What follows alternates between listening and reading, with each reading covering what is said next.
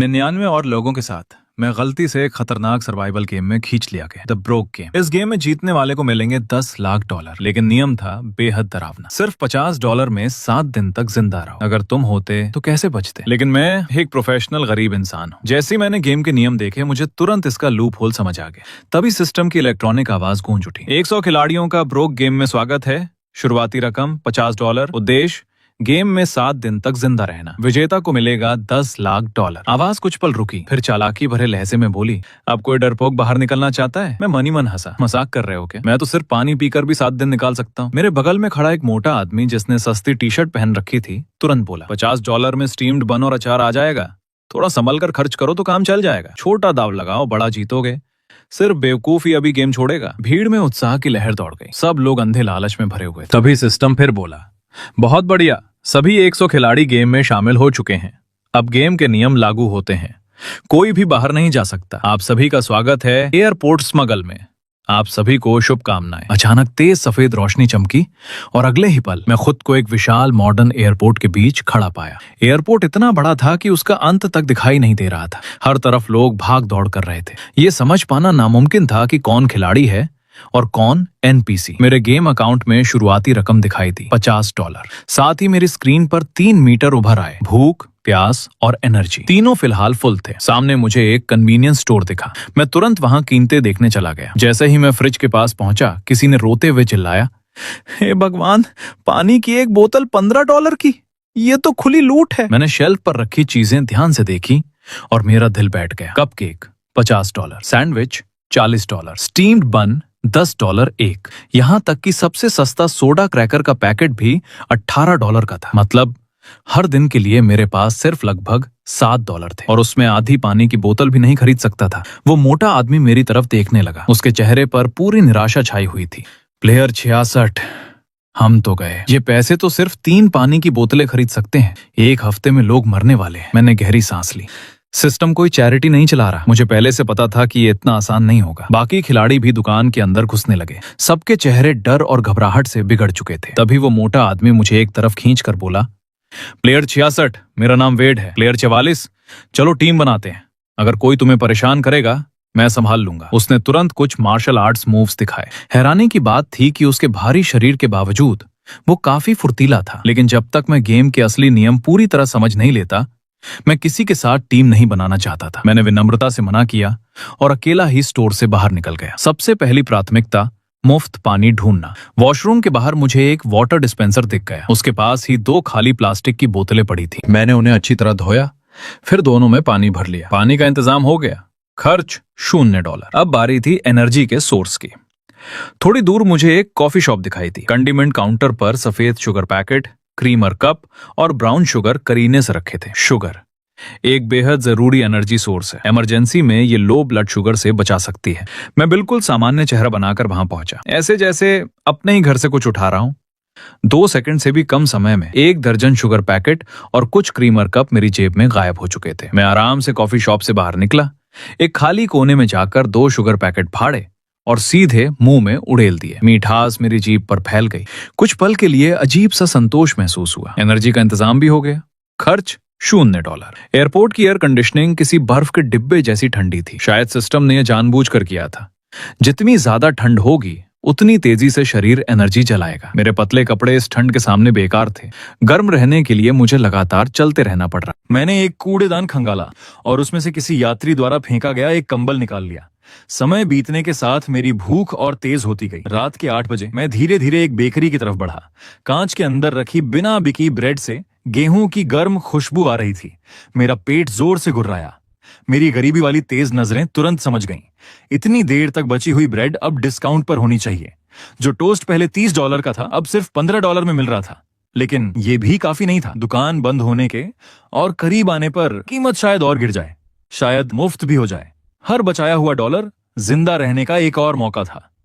मैं बेकरी के सामने वाली बेंच पर बैठ गया, आंखें आधी बंद करके आराम करने लगा। तभी अचानक 20 से 30 लोग हर दिशा से भागते हुए बेकरी की तरफ टूट पड़े। छोटा सा एंट्रेंस देखते ही देखते भगदड़ में बदल गया। अराजकता के बीच मैंने देखा, कुछ लोग पैसे लहरा रहे थे तो कुछ सीधे शेल्फ से ब्रेड उठाकर भाग रहे थे। घबराई हुई क्लर्क लगातार चिल्ला रही थी, लाइन बनाओ, लाइन बनाओ। लेकिन अब बहुत देर हो चुकी थी। कुछ ही मिनटों में सारी डिस्काउंट वाली चीजें गायब हो गईं। यहां तक कि वो टोस्ट भी जिस पर मेरी नजर थी। जिन लोगों को ब्रेड मिल गई थी उनके चेहरे पर राहत थी, जैसे वो मौत से बचकर लौटे हों, और जिन्हें कुछ नहीं मिला वे सिर पकड़कर बैठ गए। उनकी आंखों में सिर्फ निराशा थी। चारों तरफ गालियां, शिकायतें और बेबस आहें गूंज रही थीं। मेरा हंगर मीटर अब 30% तक गिर चुका था। मैंने गहरी सांस ली और पेट में उठ रही ऐंठन को दबा दिया। फिर मैंने उस अफरा तफरी से नजर हटाई और ऊपर लगे विशाल फ्लाइट इंफॉर्मेशन बोर्ड की तरफ देखा। लाल रंग में लगातार फ्लाइट स्टेटस चमक रहे थे। अब समय आ गया था अपनी असली काबिलियत दिखाने का। इस एयरपोर्ट में खिलाड़ी कहीं भी जा सकते थे। बिना बोर्डिंग पास के भी गेट तक पहुंचना मुमकिन था। मैंने बोर्ड को ध्यान से स्कैन किया और उन फ्लाइट्स पर नजर टिकाई जो 6 घंटे से ज्यादा लेट थीं। यही मेरा शिकार था। मैं अपने थके हुए पैरों को घसीटता हुआ एक बोर्डिंग गेट तक पहुंचा। वहां पहले से लोगों की भीड़ जमा थी।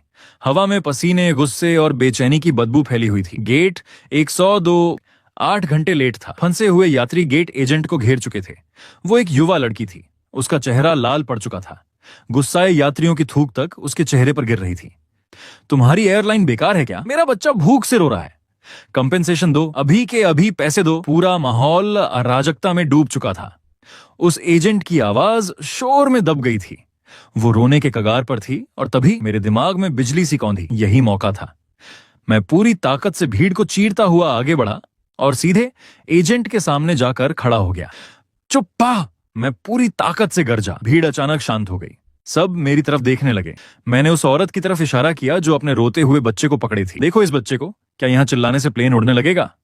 गलती एयरलाइन की है, उन्हें जिम्मेदारी लेनी होगी। लेकिन अभी हमें सबसे ज्यादा क्या चाहिए? खाना, आराम की जगह और इतनी ताकत कि बाद में इनसे लड़ सकें। फिर मैं टूट चुकी एजेंट की तरफ मुड़ा। लोग अपना कंट्रोल खो रहे हैं। सबसे पहले इन्हें शांत करो। अभी तुरंत मील वाउचर और होटल वाउचर बांटो। सबको खाना और आराम दो, वरना मामला हाथ से निकल जाएगा। क्या तुम संभाल सकती हो? एजेंट लगभग रोते हुए बोली। मैं बता रही हूं कि वाउचर मिलेंगे, लेकिन ये लोग सुन नहीं रहे। सबको लाइन में लगकर बोर्डिंग पास दिखाना होगा। ऐसे समय में तुम नियमों की बात कर रही हो? मैंने उसकी बात काट दी। फिर उस माँ की तरफ इशारा किया। देखो वो कितनी थक चुकी है। 8 घंटे से बच्चे को उठाए हुए हैं। अब क्या उसे लाइन में भी खड़ा होना पड़ेगा? मैं उस महिला की तरफ मुड़ा। मैडम, अपना बोर्डिंग पास मुझे दीजिए, मैं आपके लिए ले आता हूं। मैंने पूरी अथॉरिटी के साथ हाथ आगे बढ़ाया। उसने तुरंत अपना पास मेरे हाथ में थमा दिया, जैसे उसे सहारा मिल गया हो। और फिर भीड़ का असर फैल गया। बुजुर्गों वाले लोग, बच्चों वाले लोग, थके हुए यात्री, सब अपने बोर्डिंग पास मेरे हाथ में देने लगे। कुछ ही सेकंड में मेरे हाथ में दर्जनों पास थे। मैंने उन्हें एजेंट की तरफ बढ़ाया और धीमी आवाज में कहा, जल्दी करो, सबसे जरूरतमंद लोगों को पहले संभालो। खबरों में मामला जाने से बेहतर है ना? और हाँ, 2 एक्स्ट्रा मील वाउचर मुझे दे देना। मैं बच्चों वाले माता पिता को शांत कर दूंगा। सबका फायदा होगा। एजेंट ने कृतज्ञ नजरों से मुझे देखा और तेजी से मशीन चलाने लगी। उसने सारे वाउचर निकाले, फिर चुपके से 2 एक्स्ट्रा वाउचर उसमें डाल दिए। हो गया। मेरा दिल तेजी से धड़क रहा था, लेकिन मेरा चेहरा बिल्कुल शांत था। मैंने तुरंत लोगों को उनके बोर्डिंग पास और वाउचर लौटाने शुरू कर दिए। मैडम, बच्चे को लेकर जाइए और खाना खाइए। सर, ये लीजिए। सब बांटने के बाद मैंने वो 2 एक्स्ट्रा वाउचर अपनी सबसे अंदर वाली जेब में छुपा लिए। फिर मैंने भीड़ से जोर से कहा, जाइए, खाना खाइए, आराम कीजिए, ताकत बचाइए, बाद में इनसे हिसाब करें। जैसे ही भीड़ का ध्यान वाउचर लेने में गया, मैं चुपचाप वहां से फिसल गया। इस गेम में जिंदा रहना है तो बाकियों से बेहतर लूप होल्स ढूंढने होंगे। लाउंज से बाहर निकलते ही मेरी मुलाकात फिर वेड से हुई। वो मासूम मुस्कान के साथ बोला, प्लेयर 66, मैंने सब देखा। तुम तो फिल्मी बॉस की तरह नेगोशिएट कर रहे थे। अब भी हमारी टीम ज्वाइन नहीं करोगे? आगे चलकर तुम्हें दूसरों की मदद की जरूरत पड़ सकती है। सिर्फ एक दिन में उसके आसपास 4 और खिलाड़ी इकट्ठा हो चुके थे, लेकिन मैंने फिर मना कर दिया। मील वाउचर की वजह से मैंने पेट भरकर खाना खाया। मेरा हंगर मीटर फिर फुल हो गया, लेकिन थकान समुद्र की लहर की तरह टूट कर आई। मेरा एनर्जी मीटर 50% से नीचे गिर चुका था। रात के 11 बज चुके थे। एयरपोर्ट अब काफी खाली हो चुका था। ज्यादातर दुकानें बंद हो रही थीं, लाइट्स धीमी पड़ चुकी थीं, और तभी एक अजीब डर पूरे माहौल में फैलने लगा। टर्मिनल की हर बेंच पर आर्म रेस्ट लगे थे ताकि कोई लेटकर सो न सके। एक युवा खिलाड़ी शायद अब और सह नहीं पा रहा था। उसने पतली जैकेट ओढ़ी और फर्श पर गोल होकर सो गया। 2 मिनट भी नहीं बीते थे कि एक तेज रोशनी सीधे उसके चेहरे पर पड़ी। उठो, यहां लेटना मना है। सिक्योरिटी गार्ड की आवाज भावनाहीन थी। उस खिलाड़ी ने एनपीसी को नजरअंदाज किया और करवट लेकर फिर सो गया। अचानक चारों तरफ से सिक्योरिटी गार्ड दौड़ते हुए आए। उन्होंने बिना कुछ बोले उसे उठाया और एयरपोर्ट के बाहर फेंक दिया। तभी पब्लिक स्क्रीन चमकी। प्लेयर 13 एलिमिनेटेड, कारण गेम जोन छोड़ना, कर्ज $10 लाख। इसी तरह कई और खिलाड़ी अलग अलग जगहों से एलिमिनेट होने लगे। सिस्टम हमारी थकान और ठंड का इस्तेमाल कर रहा था ताकि हमारी आखिरी बची समझ भी खत्म हो जाए। मेरा एनर्जी मीटर अब बेहद खतरनाक स्तर पर था। एलिमिनेट होने से बचने के लिए मैंने फटा हुआ कंबल अपने ऊपर डाला और कुर्सी पर बैठे बैठे सो गया। अगली सुबह सूरज की रोशनी ने बताया, सिर्फ एक दिन बीता है। मेरा एनर्जी मीटर मुश्किल से 75% तक पहुंचा था, लेकिन हंगर फिर 50% पर आ गया। मेरे पास अभी 1 मील वाउचर बचा था, इसलिए ज्यादा चिंता नहीं थी। मैंने ठंडा पानी पिया, 2 शुगर पैकेट खाए और फिर शिकार पर निकल पड़ा। अचानक एक खिलाड़ी एक बच्चे पर झपटा और उसका हॉट डॉग छीन लिया। बच्चा जोर जोर से रोने लगा। कुछ ही सेकंड में सिक्योरिटी पहुंच गई। उन्होंने खिलाड़ी को घेर लिया और एयरपोर्ट के बाहर खड़ी पुलिस कार में फेंक दिया। तभी सिस्टम की घोषणा गूंजी, प्लेयर 25 ने एक एनपीसी से खाना छीना, सिक्योरिटी द्वारा एयरपोर्ट से बाहर निकाला गया, एलिमिनेटेड, कर्ज $10 लाख। मैंने तुरंत एक जरूरी बात समझ ली। इस एयरपोर्ट में ऐसा कुछ भी नहीं करना है जिससे सिक्योरिटी का ध्यान तुम पर जाए। लेकिन आज एयरपोर्ट अजीब था। एक भी फ्लाइट लेट नहीं थी। लगता है सिस्टम ने मेरा लूप होल पैच कर दिया था। पूरा दिन मैं एक आम यात्री की तरह टर्मिनल में घूमता रहा। जहां कहीं भी फ्री सैंपल मिलते मैं पहुंच जाता। मैं सिर्फ खाता था, कभी खरीदता नहीं, और जैसे ही दुकानदार को शक होता मैं वहां से गायब हो जाता। इसी तरह किसी तरह शाम निकल गई। डिनर में मैंने अपना आखिरी मील वाउचर इस्तेमाल किया और हंगर मीटर फिर भर लिया। लेकिन आज मेरी एनर्जी और भी कम थी। इस बार मैंने कुर्सी पर सोने का फैसला नहीं किया। मैं एक अंधेरे साइड कॉरिडोर में घुस गया, जहां मैंने पहले एक सोने की खान देखी थी। एक छोड़ा हुआ यूटिलिटी रूम। दरवाजा थोड़ा टूटा हुआ था, अंदर कबाड़ भरा था, लेकिन दरवाजा बंद करो तो वो एक निजी दुनिया बन जाती थी। मैं अंदर घुसा ही था कि धड़ाम, किसी ने दरवाजा लात मारकर खोल दिया। एक लंबा आदमी अंदर आया। उसकी आंखें तिरछी थीं और उसके साथ 2 गुंडे थे। निकल यहां से, अब ये जगह हमारी है। मैंने उसे पहचान लिया। कल बेकरी में वही सबसे हिंसक था। उसने दूसरों के हाथ से ब्रेड तक छीनी थी। मैं समझ गया मैं उससे नहीं लड़ सकता, इसलिए मैंने जगह छोड़ने का फैसला किया। लेकिन जैसे ही मैं दरवाजे तक पहुंचा, उसने अचानक चाकू निकाल लिया। जो कुछ है सब निकाल, वरना पेट फाड़ दूंगा। उनकी आंखों में पागलपन साफ दिख रहा था। वो सच में मुझे मार सकते थे। मेरा दिमाग तेजी से दौड़ने लगा। लड़ूं? नामुमकिन। पैसे दे दूं तो एलिमिनेशन तय। मैं क्या करूं? मैंने मुश्किल से निकला, सर बात करके। चुप। हल काटने वाला चाकू मेरे गले के और करीब आ गया। आखिरकार मैंने हार मान ली। मैंने अपने अकाउंट के पूरे $50 उसे ट्रांसफर कर दिए। जब तक मैं जिंदा हूं तब तक उम्मीद बाकी है। उन्होंने पैसे बांटे और मुझे बाहर धक्का देकर दरवाजा बंद कर दिया। अंदर से उनकी हंसी सुनाई दे रही थी। लूटपाट सच में काम करती है। अच्छा हुआ उसने बता दिया कि पैसे लूटने पर एलिमिनेशन नहीं होता। अब पैसे की टेंशन खत्म। मैं चौंक गया। वो कौन था जिसे गेम के नियम इतनी अच्छी तरह पता थे? एनपीसी को लूटना मना था, लेकिन खिलाड़ियों को लूटना, यहां तक कि मारना भी अलाउड था। सिर्फ दूसरे दिन और मैं अपना आखिरी $50 खो चुका था। अब ना पैसे थे ना खाना। क्या मैं बस मौत का इंतजार करूं? तभी पब्लिक स्क्रीन पर एक अनजान मैसेज चमका, लेवल 3, सेक्शन A की बेकरी में आओ, ब्रेड आधी कीमत पर। यूटिलिटी रूम का दरवाजा खुला। वो लंबा आदमी और उसके साथी बाहर निकले। मैं तुरंत छुप गया और चुपचाप उनका पीछा करने लगा। तीनों सीधे कन्वीनियंस स्टोर पहुंचे और चोरी किए सारे पैसे सोडा क्रैकर्स पर उड़ा दिए। पेमेंट कंफर्मेशन की आवाज गूंजी और उसी पल सिस्टम ने घोषणा की, प्लेयर 5, 49 और 61 एलिमिनेटेड, कारण ओवर स्पेंडिंग, कर्ज $10 लाख। लंबा आदमी दर्द से चीखा, लेकिन उसकी आवाज खत्म होने से पहले ही उसका शरीर रोशनी बनकर गायब हो गया। बाकी दोनों भी गायब हो गए। जमीन पर ढेर सारे सोडा क्रैकर्स और ब्रेड गिर गए। मैं तुरंत वहां दौड़ा, अपनी जैकेट उतारी और सारी खाने की चीजें उसमें भर ली। मैं सही था। सिस्टम ने कहा था ओवर स्पेंडिंग पर एलिमिनेशन होगा, लेकिन हर खिलाड़ी के पास सिर्फ $50 थे, तो कोई ओवर स्पेंड कैसे कर सकता था? सिर्फ एक जवाब था, अगर तुम किसी दूसरे खिलाड़ी के पैसे लूटकर $50 से ज्यादा खर्च करते हो तो वो ओवर स्पेंडिंग मानी जाएगी। लेकिन बेकरी में उस आदमी ने ब्रेड छीनी थी और एलिमिनेट नहीं हुआ था, मतलब खाना लूटना अलाउड था। मुझे यकीन था आने वाले दिनों में बाकी लोग भी ये समझ जाएंगे और फिर खाने के लिए खून खराबा शुरू होगा, इसलिए मुझे ये खाना छुपाना था। मैंने 5 अलग अलग सुरक्षित जगहें ढूंढी और क्रैकर्स को उनमें बांट दिया, हर दिन के लिए एक जगह। अब मैं बाकी 5 दिन आसानी से निकाल सकता था, लेकिन तब तक मेरी एनर्जी फिर बेहद नीचे जा चुकी थी और मैं फिर एक टर्मिनल चेयर पर बैठे बैठे सो गया। गेम का तीसरा दिन शुरू हुआ, तभी पास से एक दर्दनाक खांसी की आवाज गूंजी। सबकी नजरें उधर मुड़ गईं। वो प्लेयर 47 थी, कमजोर दिखने वाली लड़की। वो ठंडी लोहे की बेंच पर कांप रही थी, उसका चेहरा बुखार से लाल था। उसका बॉयफ्रेंड, जो खुद भी खिलाड़ी था, उसे घृणा से देखने लगा। तुम्हें क्या हुआ? बुखार है, 7वें दिन से पहले मरने की हिम्मत मत करना। प्लेयर 47 ने कांपती आवाज में कहा, मुझे बहुत ठंड लग रही है, बहुत दर्द हो रहा है। एरन, क्या तुम मुझे गले लगा सकते हो? बिल्कुल नहीं। कहीं मुझे भी बीमारी लग गई तो? अचानक पूरे टर्मिनल में तेज अलार्म बज उठा। भारी कदमों की आवाजें दूर कॉरिडोर से आने लगीं। सफेद हाजमैट सूट पहने क्वारंटीन ऑफिसर अंदर घुसे और आसानी से प्लेयर 47 को उठा लिया। मुझे छोड़ दो, मैं एलिमिनेट नहीं होना चाहती। एरन, मदद करो, प्लीज मदद करो। लेकिन एरन ने उसकी तरफ देखा तक नहीं, वो बस मुड़ा और भाग गया। क्वारंटीन ऑफिसर्स ने उसकी चीखों को पूरी तरह नजरअंदाज कर दिया।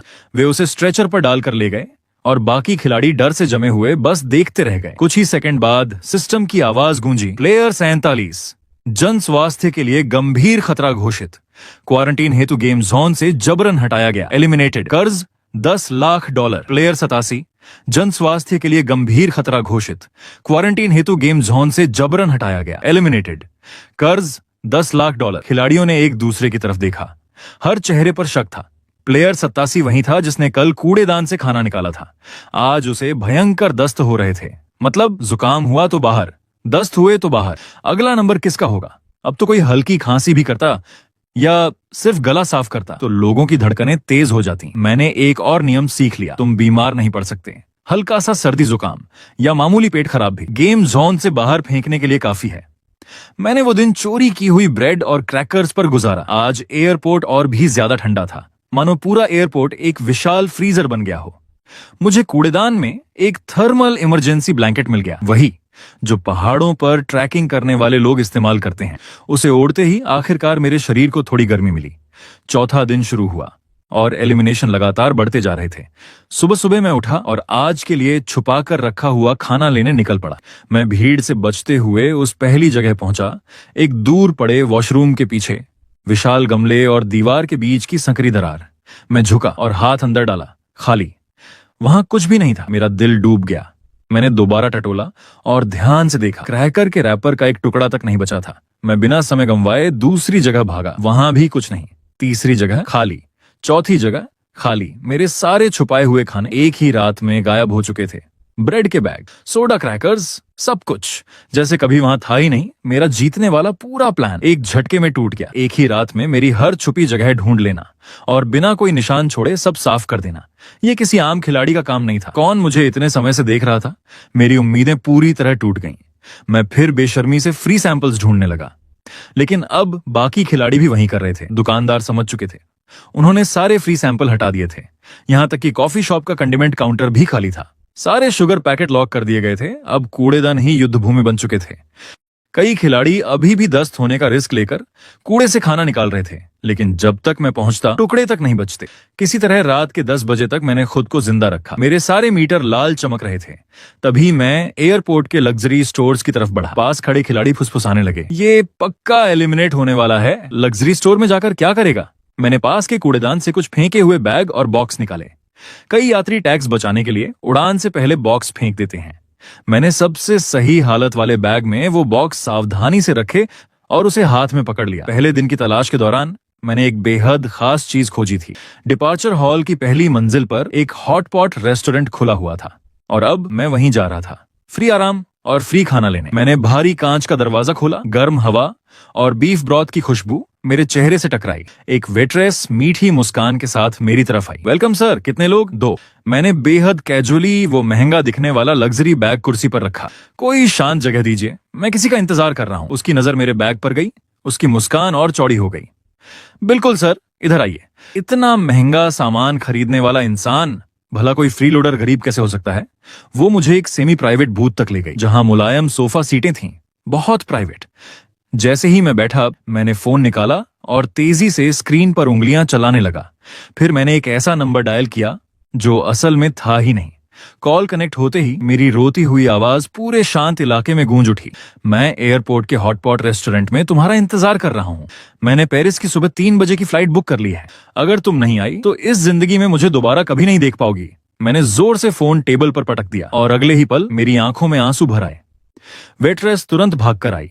उसके हाथ में सफेद फंगस सूप का गर्म कटोरा और फल की छोटी प्लेट थी। उसकी आवाज सहानुभूति से भरी थी। सर प्लीज शांत हो जाइए, पहले कुछ पी लीजिए। क्या आपकी गर्लफ्रेंड ने आपको दुख पहुंचाया है? मैंने भारी आवाज में कहा। धन्यवाद। जब सोचता हूँ कि वो अपने असली प्यार के साथ खुश है तो मुझसे कुछ खाया नहीं जाता। वेट्रेस ने सूप मेरे सामने रख दिया।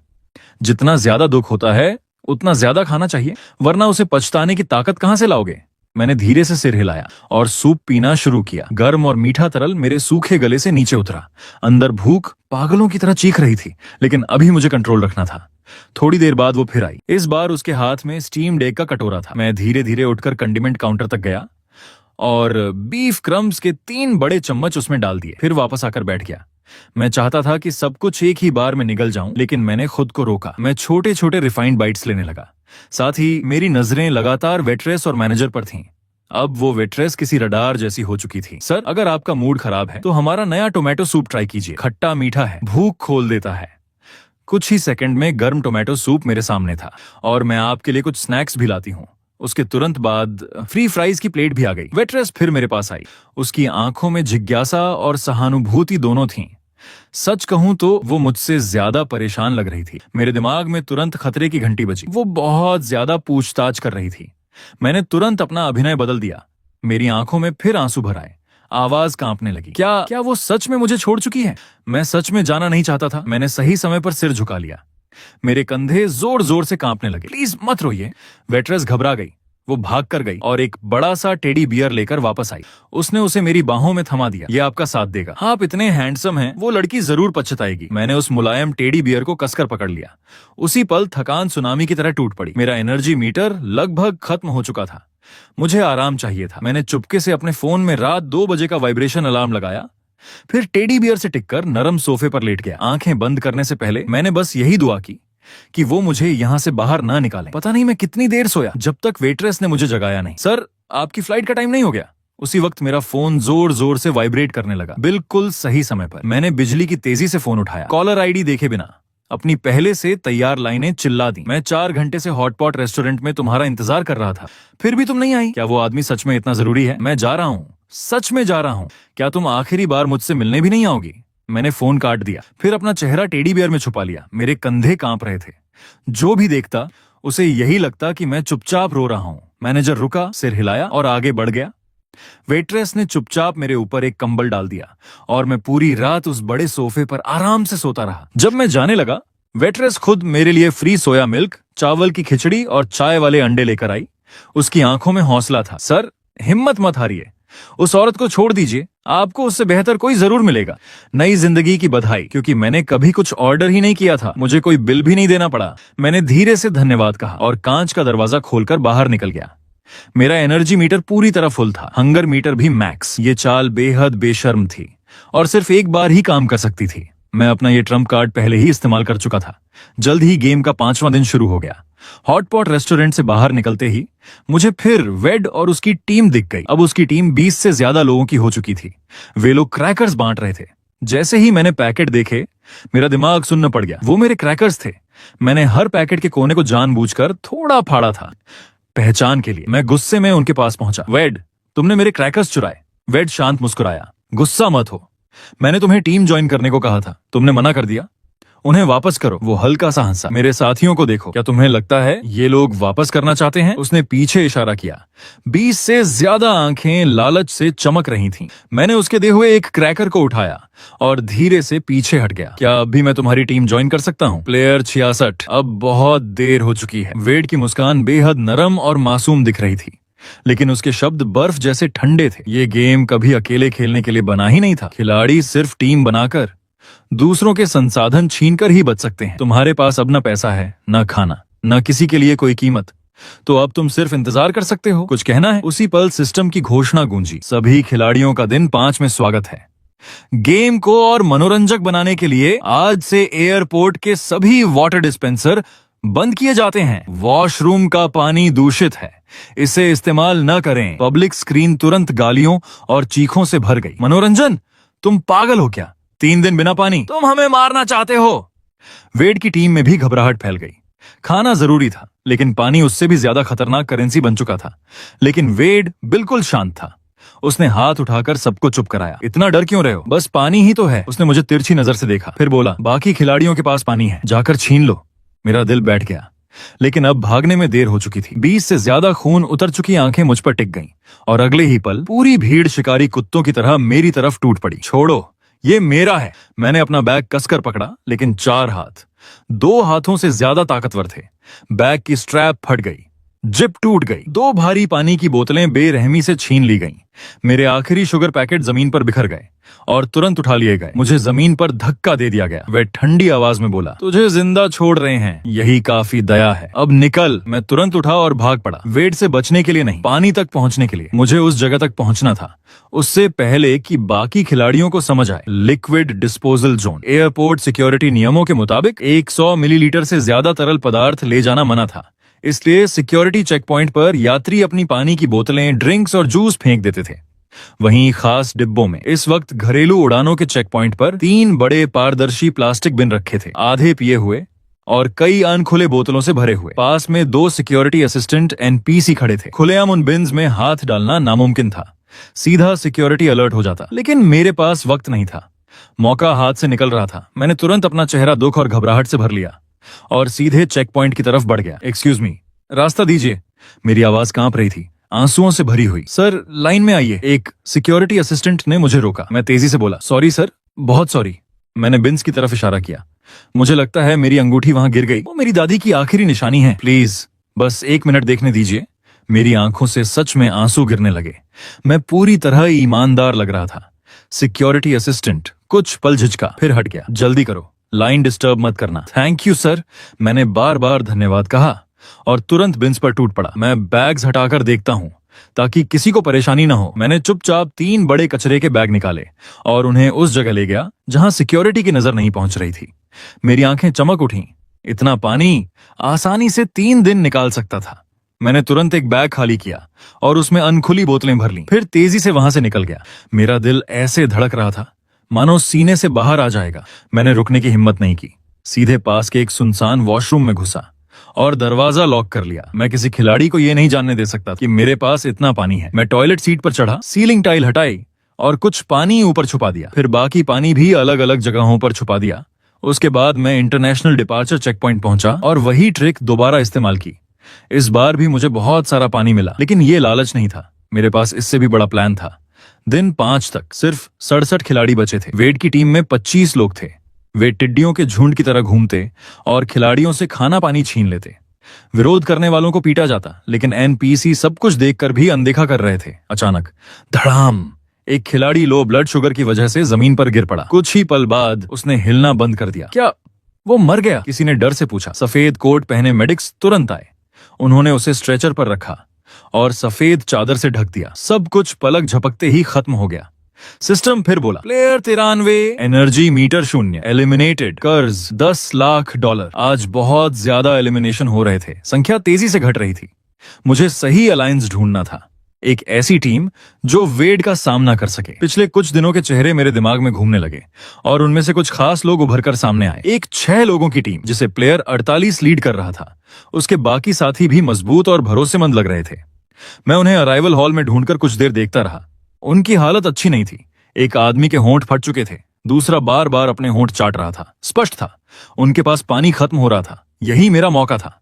मैं लग्जरी बैग लेकर उनके पास पहुंचा। हेलो, मेरा नाम लियो है, प्लेयर 66, मैं आपकी टीम ज्वाइन करना चाहता हूं। प्लेयर 48 खड़ा हुआ। उसने सावधानी से मुझे देखा। दफा हो जाओ, हम नए लोग नहीं ले रहे। मैंने बैग उसकी तरफ बढ़ा दिया। अंदर 3 पानी की बोतलें थीं। उनकी आंखें चमक उठीं। मैंने शांत आवाज में कहा, मैं ईमानदार हूं, मेरे पास सुरक्षित पानी का स्रोत है। मैं टीम की बेसिक पानी की जरूरत पूरी कर सकता हूं। बदले में मैं टीम में शामिल होना चाहता हूं और खाना शेयर करूंगा। तुम्हारे पास कितना पानी है? मैंने बिना झिझक जवाब दिया, इतना कि हम 7 लोग बाकी 3 दिन आराम से निकाल सकें। तभी चालाक प्लेयर 33 बीच में बोला, कहां छुपाया है? मैंने तुरंत मना कर दिया। आपको बस इतना जानना काफी है कि मैं पानी ला सकता हूं, लेकिन छुपाने की जगह सिर्फ मुझे पता होगी। यही मेरा इंश्योरेंस है। प्लेयर 48 ने अपनी टीम की तरफ देखा। सबने एक दूसरे को देखा, फिर उसने फैसला किया, ठीक है लियो, टीम में स्वागत है। मेरा नाम डेमन है। हमारी टीम का एक नियम है, कभी अपने साथी को धोखा मत देना। उसने हाथ आगे बढ़ाया, मैंने सिर हिलाया। साथ काम करके खुशी होगी। छठे दिन की सुबह कोई उम्मीद नहीं लाई, सिर्फ और गहरा डर। मैं अकेला सिक्योरिटी एरिया की तरफ गया। उम्मीद थी थोड़ा और पानी मिल जाएगा, लेकिन इस बार वहां 5 गार्ड खड़े थे। उनकी नजरें सीधे डिस्पोजल बिन्स पर थीं। सिस्टम ने ये रास्ता भी बंद कर दिया था। अब आखिरी भरोसेमंद पानी का स्रोत खत्म हो चुका था। कल प्यास से तड़प रहे कई खिलाड़ी आखिरकार वॉशरूम का पानी पीने पर मजबूर हो गए, और दूषित पानी की वजह से वे सब एलिमिनेट हो गए। तभी अचानक एयरपोर्ट में घोषणा गूंजी, एलिमिनेशन तेज करने और अंतिम मुकाबले की तैयारी हेतु सर्वाइवल एलिमिनेशन मोड अब एक्टिव है। आज रात 12 बजे जिन 20 खिलाड़ियों के हंगर, थर्स्ट और एनर्जी मीटर का कुल स्कोर सबसे कम होगा, उन्हें एलिमिनेट कर दिया जाएगा। साथ ही टर्मिनल 3 में 3 इमरजेंसी सप्लाई क्रेट्स रैंडम जगहों पर स्पॉन होंगे। उनमें खाना, पानी और थोड़ी दवाइयां होंगी। हर लोकेशन पूरे मैप पर सिर्फ एक बार ब्रॉडकास्ट की जाएगी। पब्लिक स्क्रीन तुरंत चीखों और गालियों से भर गई। यह घटिया सिस्टम हम सबको कर्ज में डुबोना चाहता है। हम सबके साथ खेला गया है। पहले पानी छीना, अब हमें एक दूसरे के खिलाफ खड़ा कर रहा है। हमारी टीम में भी घबराहट फैल गई। सब शांत रहो। टर्मिनल 3 जाना मतलब आत्महत्या है। लेकिन सच यही था, वेड की टीम सबसे बड़ी थी और सप्लाई क्रेट्स पर कब्जा करने की सबसे ज्यादा संभावना भी उन्हीं की थी। अब सिर्फ 45 खिलाड़ी बचे थे और उनमें से अकेले वेड के पास 25 लोग थे। मतलब अगर बाकी 20 खिलाड़ियों के मीटर अचानक चमत्कारिक तरीके से नहीं बढ़े तो आज रात आधी रात को सामूहिक एलिमिनेशन तय था। हम किसी भी हालत में वेड की टीम को कोई क्रेट नहीं लेने दे सकते थे। डेमन ने मेरी तरफ देखा, लियो बताओ, ऐसी डेडलॉक सिचुएशन में एक गरीब इंसान कैसे बचता है? मैंने धीमे से कहा, गरीब इंसान कभी सामने से लड़ाई नहीं लड़ता। वो लूपहोल्स ढूंढता है, दरारें खोजता है, अराजकता पैदा करता है और उसी आग में फायदा उठाता है। तभी सिस्टम की आवाज गूंजी, पहला इमरजेंसी सप्लाई क्रेट स्पॉन हो चुका है। Terminal 3, level B2, staff break room. दूर दूर से भारी कदमों की आवाजें गूंजने लगीं। वेड की पूरी टीम झुंड की तरह टर्मिनल 3 की तरफ दौड़ पड़ी। डेमन भी हमारी टीम को लेकर निकलने लगा। हमें उनसे पहले पहुंचना होगा। रुको, मैंने उसका हाथ पकड़ लिया। लोकेशन स्टाफ ब्रेक रूम है। तुम जानते हो इसका मतलब क्या है? मैं कुछ सेकंड रुका, फिर बोला, पहला क्रेट एक जाल है। जो भी सबसे पहले वहां घुसेगा वो एलिमिनेट होगा। सबकी आंखें सिकुड़ गईं। मैंने समझाया, सिस्टम लगातार एक नियम मजबूत कर रहा है। एनपीसी रूल्स कभी नहीं तोड़े जा सकते। स्टाफ एरिया फॉरबिडन जोन है। कोई आम खिलाड़ी वहां घुसा तो इल्लीगल एंट्री मानकर सिस्टम उसे तुरंत खत्म कर देगा। मैंने ईथन और मिया को स्काउटिंग के लिए भेजा। कुछ देर बाद वे लौटे। तुम सही थे, वेड ने किसी को अंदर नहीं भेजा। उसने अपनी टीम को रास्तों पर फैला दिया है। वो खुद क्रेट को छुए बिना बाकियों को रोकना चाहता है। मैं हल्का सा मुस्कुराया। Classic blockade strategy. पास कुछ अकेले खिलाड़ी घूम रहे थे। उनकी आंखों में पागलपन था। उनके मीटर शायद सबसे नीचे थे और ऐसे लोग सबसे आसान मोहरे होते हैं। मैं एक पिलर के पीछे छिप गया और टीम से फुसफुसाया, स्टाफ ब्रेक रूम की की कार्ड उसके बगल वाले फायर कैबिनेट में है। सब चौंक गए। सच में? मैंने तुरंत कहा, धीरे बोलो। लेकिन देर हो चुकी थी। एक अकेले खिलाड़ी ने हमारी बात सुन ली। उसकी आंखें चमक उठीं। वो पागलों की तरह फायर कैबिनेट की तरफ भागा। उसे रोको, वेड चिल्लाया। लेकिन खिलाड़ी पहले ही कैबिनेट खोल चुका था। अंदर कोई की कार्ड नहीं थी और अगले ही सेकंड पूरे B2 में फायर अलार्म गूंज उठा। 6 फुली आर्म्ड गार्ड्स बिजली की तरह वहां पहुंचे। उन्होंने वेड की टीम और उस खिलाड़ी सभी को रायट फॉक्स से दबोच लिया और घसीटते हुए बाहर ले गए। एलिमिनेशन की घोषणाएं लगातार आने लगीं। वेड ने एक ही झटके में 5 लोग खो दिए।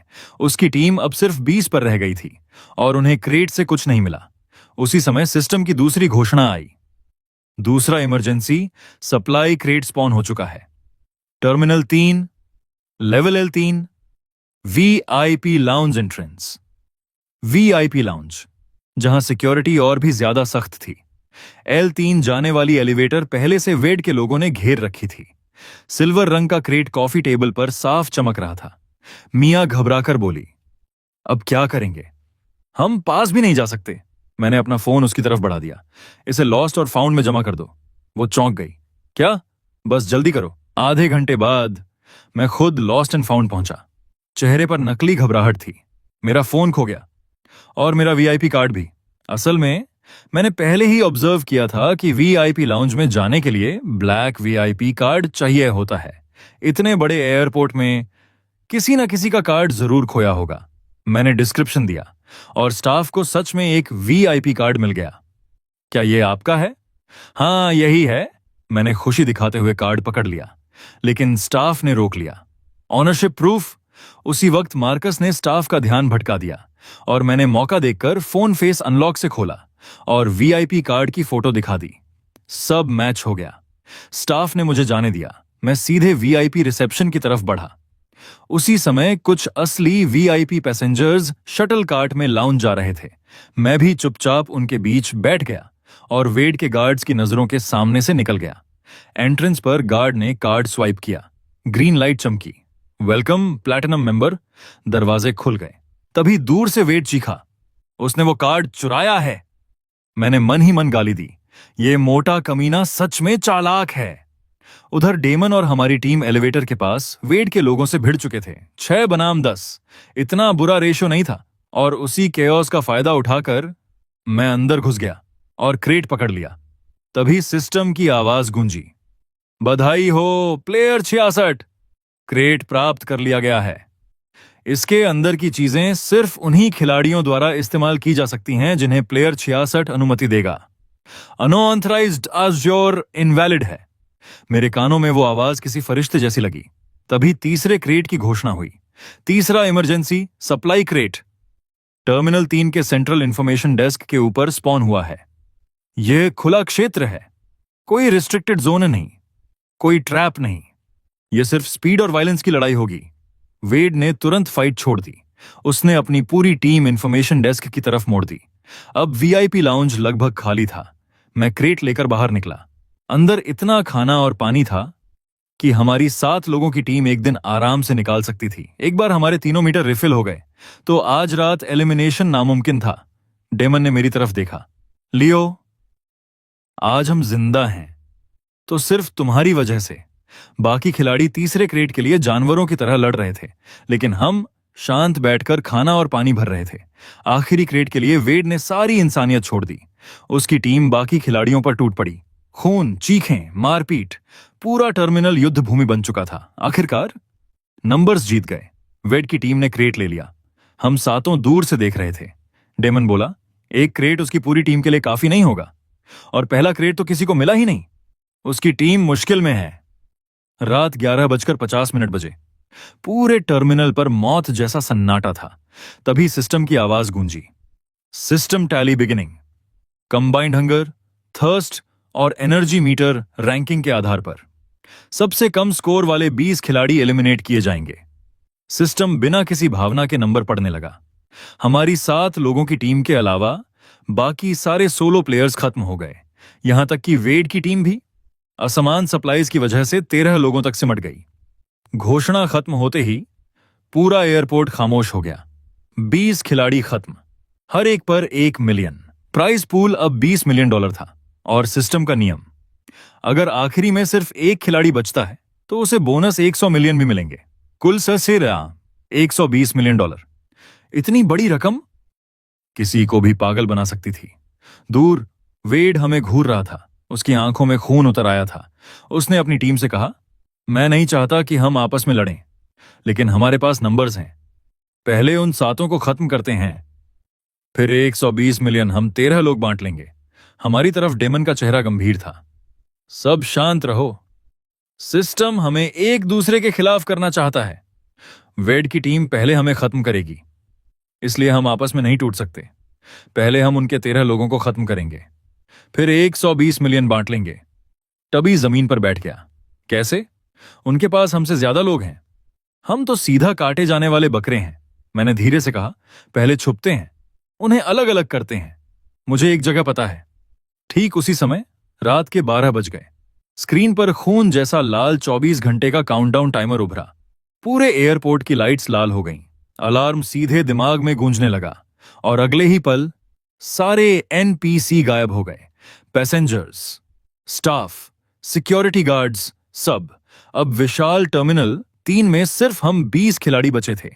भागो! हमारी सर्वाइवल इंस्टिंक्ट डर से ज्यादा तेज निकली। हम सातों दौड़ पड़े। एलिवेटर में घुसते ही मैंने क्लोज बटन दबा दिया। धड़ाम! दरवाजे वेड के गुस्से भरे चेहरे के सामने बंद हो गए। उन्हें भागने मत दो! सारे पैसे हमारे हैं।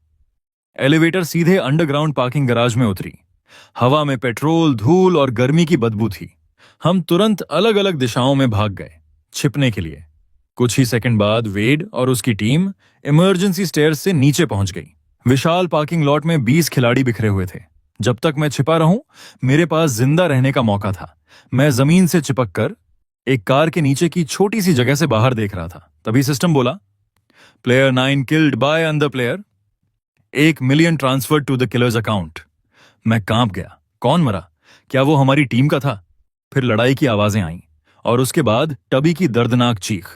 कुछ देर बाद उसके एलिमिनेशन की घोषणा हो गई। पूरे गराज में चीखें गूंज रही थीं। ब्रॉडकास्ट लगातार एलिमिनेशंस पढ़ रहा था। तभी अचानक, player 21 eliminated bye there on teammate. Chaos और गहरा हो गया। अब कोई किसी पर भरोसा नहीं कर रहा था। तभी एनोनिमस ब्रॉडकास्ट आया, अगला टारगेट वेड। वो प्रीवियस चैंपियन है। उसके पास $200 मिलियन हैं। उसे मारो, 200 मिलियन बांटो। ये सुनते ही पूरा गराज फट पड़ा। क्या? वेड पिछले गेम का चैंपियन था, इसीलिए वो इतना ताकतवर था? वेड तुरंत चिल्लाया, झूठ है। मैं भी पहली बार खेल रहा हूं। लेकिन अब कोई उसकी बात मानने को तैयार नहीं था। 200 मिलियन के सामने आंकल टूट चुकी थी। उसे मारो, मारो! पूरे गैराज में खूनी दंगा शुरू हो गया। मैंने इस केओस का फायदा उठाया। एक एसयूवी का ट्रंक खुला हुआ था। मैं चुपचाप अंदर घुस गया। अंधेरे में सिकुड़ कर बैठ गया। बाहर चीखें, लड़ाई और सिस्टम की अनाउंसमेंट्स गूंज रही थीं। धीरे धीरे आवाजें कम होने लगीं। फिर पूरा गराज शांत हो गया। मैंने ट्रंक की दरार से बाहर झांका। चारों तरफ सिर्फ लाशें और खून था। तभी एक जानी पहचानी आवाज आई, लियो, लियो, कहां हो? यह डेमन की आवाज थी। मैंने वेड को पकड़ लिया है। बाहर आओ, हम मिलकर उसे खत्म करेंगे, फिर 200 मिलियन बांट लेंगे। मैंने सांस रोक ली। मैंने जवाब नहीं दिया। डेमन मेरी कार के पास से आगे निकल गया। मैंने राहत की सांस ली ही थी कि धड़ाम! ट्रंक जोर से खुल गया। लाल रोशनी अंदर भर गई। डेमन मुस्कुरा रहा था। तो तुम यहां छिपे थे? मैं तुम्हें कब से ढूंढ रहा था। हाइड एंड सीक खत्म हुई, प्लेयर 66। उसकी आवाज जहरीली थी। ठंडी डर की लहर मेरे पूरे शरीर में दौड़ गई। उसने मुझे पकड़कर बाहर खींच लिया। मैंने दांत भींचकर कहा, तो तुम दोनों शुरू से साथ थे, वेड और डेमन? पूरा टीम राइवलरी सिर्फ नाटक था। तुम दोनों रूल्स जानते थे। तुमने अनोनिमस मैसेजेस से खिलाड़ियों को मैनिपुलेट किया, उन्हें रॉबरी और ओवर स्पेंडिंग की तरफ धकेला और फिर फायदा उठाया। वेड ने शुरुआत से टीम बिल्ड की और तुमने खुद को उसका दुश्मन दिखाया ताकि आखिर में दोनों टीमें एक दूसरे को खत्म कर दें और तुम दोनों सब जीत लो। डेमन हंसा। लियो, तुम सच में बहुत तेज हो। पिछले कुछ दिनों में मदद के लिए शुक्रिया। वेड गरजा। डेमन, मुझे खोलो। समय बर्बाद मत करो।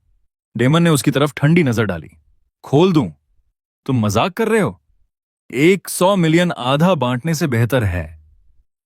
सब कुछ अकेले लेना। और तुम्हारे पिछले 200 मिलियन भी मुझे चाहिए। अगले ही पल उसने वेड को मार डाला।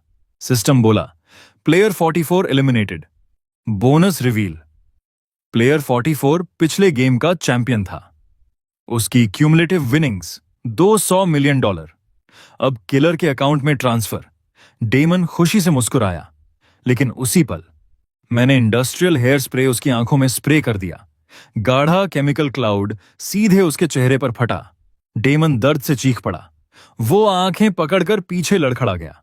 मैं तुरंत ड्राइवर सीट की तरफ रेंगने लगा। जब मैं ट्रंक में छिपा था, तभी मैंने देख लिया था, कार का ड्राइवर डोर भी खुला था और की इग्निशन में लगी हुई थी। प्लेयर 66, डेमन दहाड़ा। मैं तुम्हारी खाल उधेड़ दूंगा। वो दर्द सहते हुए पागलों की तरह मेरी तरफ दौड़ा। उसका डैगर मेरे सिर को हल्का सा छूकर सीट में धंस गया। मैंने की घुमाई। वूम! इंजन गरज उठा। मैंने तुरंत गियर ड्राइव में डाला। और पूरी ताकत से एक्सेलरेटर दबा दिया। डेमन को उम्मीद ही नहीं थी कि कार अचानक स्टार्ट हो जाएगी। धड़ाम!